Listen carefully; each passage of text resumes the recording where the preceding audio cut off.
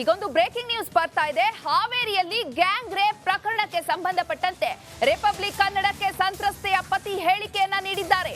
ಪತ್ನಿ ಮಾನಸಿಕವಾಗಿ ನೊಂದಿದ್ದಾಳೆ, ರಾಜಕೀಯ ಮಾಡದೆ ಪತ್ನಿಗೆ ಸಹಾಯ ಮಾಡಬೇಕು. ಆರೋಪಿಗಳು ಯಾರು ನಮಗೆ ಪರಿಚಿತದವರಲ್ಲ, ಆರೋಪಿಗಳಿಗೆ ಕಠಿಣ ಶಿಕ್ಷೆ ಆಗಲಿ ಅಂತ ಸಂತ್ರಸ್ತೆಯ ಪತಿ ರಿಪಬ್ಲಿಕ್ ಕನ್ನಡಕ್ಕೆ ಹೇಳಿಕೆಯನ್ನ ನೀಡಿದ್ದಾರೆ.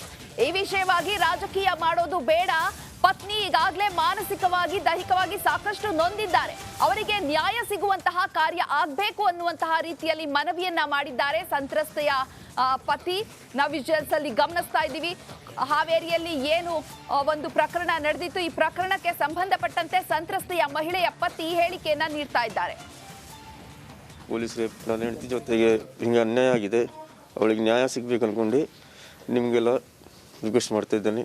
ಮತ್ತು ಆ ಹುಡುಗಿ ಜೊತೆಗೂ ಹಂಗೆ ಅನ್ಯಾಯ ಆಗಬಾರ್ದು ಅಂತ, ತಪ್ಪು ಆಗಬಾರ್ದು ಅಂದ್ಕೊಂಡು ನೀವು ದೊಡ್ಡವರೆಲ್ಲ ನಮಗೆ ಸಹಾಯ ಮಾಡಬೇಕು ಸರ್. ಅದು ನಮ್ಗೆ ಈಗಿನೂ ಏನು ಹೇಳಿಲ್ಲ ಸರ್, ಜಸ್ಟ್ ನಮ್ಗೆ ಮಾಹಿತಿನೂ ಇಲ್ಲ ಅದರ ಬಗ್ಗೆ. ಆದರೆ ನನ್ನ ಹೆಂಡತಿ ಜೊತೆಗೆ ಅನ್ಯಾಯ ಆಗಿದ್ದು ಅದೊಂದು ನ್ಯಾಯ ಸಿಗಬೇಕು ಅಂದ್ಕೊಂಡು ನನ್ನೊಂದು ರಿಕ್ವೆಸ್ಟ್ ಸರ್. ಅವರು ಬಂದು ಹೋಗಿದ್ದಾರೆ, ವಿಚಾರಣೆ ಮಾಡಿ ಹೋಗಿದ್ದಾರೆ, ಆದರೆ ನಂಗೆ ಗೊತ್ತಿಲ್ಲ ಸರ್. ಅವಳಿಗೆ ಇಲ್ಲಿ ಮನೆ ಹತ್ರ ಬಿಟ್ಟು ಹೋಗಿದ್ದಾರೆ, ಪೊಲೀಸರೇ ಬಂದು ಅದಷ್ಟೇ ಗೊತ್ತಿದೆ ನನಗೆ. ಮುಂದೆ ಏನು ವಿಚಾರಣೆ ಏನು, ನನ್ನ ಹೆಂಡತಿ ಜೊತೆಗೆ ಹಿಂಗೆ ಅನ್ಯಾಯ ಆಗಿದೆ, ಅವಳಿಗೆ ನ್ಯಾಯ ಸಿಗಬೇಕು ಅಂದ್ಕೊಂಡು ನಿಮಗೆಲ್ಲ ರಿಕ್ವೆಸ್ಟ್ ಮಾಡ್ತೇವೆ.